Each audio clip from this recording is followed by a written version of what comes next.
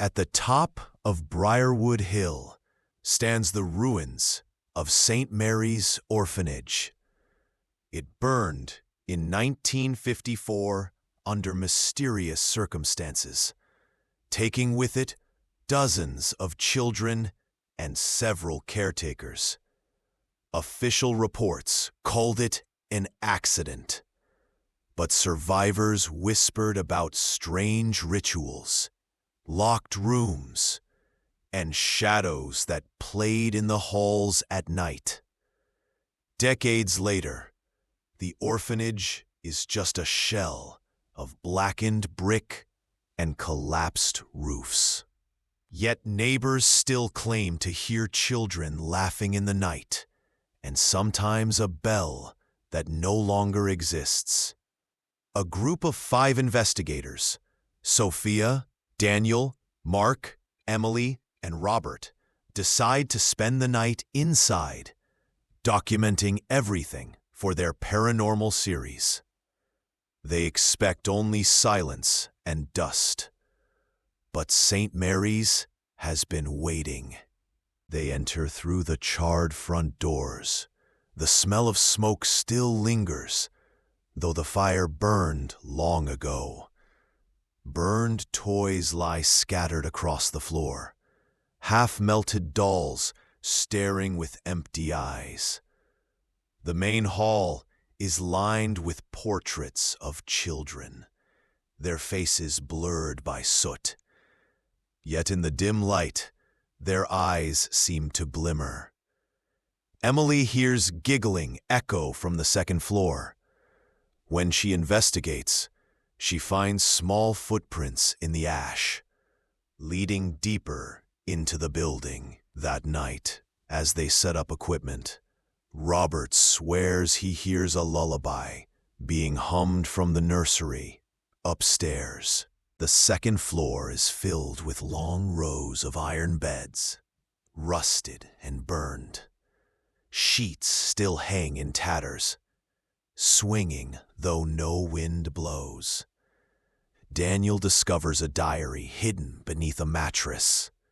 It belonged to a girl named Anna, whose entries describe children disappearing at night, taken by the tall lady. Her last words are scrawled in panic. She comes when the bell rings. As they read, a bell tolls faintly, though there is no bell tower anymore. The beds begin to shake. Shadows gather between the frames, forming the outline of children standing silently, watching. The investigators push deeper.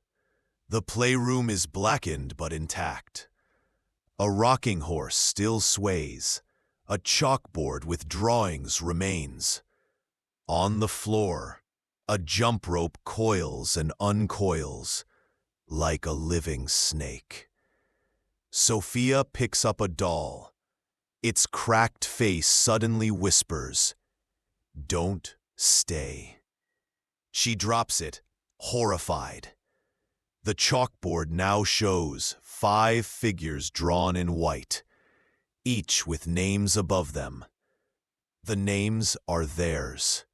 The giggling grows louder, and the rocking horse creaks violently, as though ridden by something invisible. At the heart of the orphanage lies the chapel. The ceiling is half collapsed, the altar charred. But candles flicker, freshly lit. On the walls are murals of saints, though their faces have been scratched away. At the center of the altar sits a blackened bell, cracked down the middle. When Robert touches it, the sound echoes through the halls. Doors slam, and the portraits in the main hall grin with burnt, toothless smiles. Sophia faints, whispering about a woman in black standing in the rafters. As midnight approaches, the air fills with smoke. The walls glow red as if aflame again. The investigators cough and panic, but the fire never burns them. It burns around them, replaying the night of the tragedy. They see children running, screaming, pounding on locked doors. The tall lady looms in the smoke, her face hidden, her arms too long. Emily tries to flee, but the exit leads only deeper into fire. Daniel is pulled into the flames by shadowy hands. His screams are replaced by laughter. By morning, Briarwood Hill is quiet again. The orphanage is nothing but ruins, no trace of the fire. But the investigators are gone. Later, a local discovers their camera by the gates. The last footage shows the group surrounded by children's shadows and the tolling of a bell that hasn't rung in 70 years. The final frame freezes on the playroom chalkboard. 6 figures are drawn now. And sometimes, when the fog is heavy, people say they see the orphanage whole again. Lights in the windows, children playing. If you hear the bell ring, don't follow it, because St. Mary's never lets its children leave.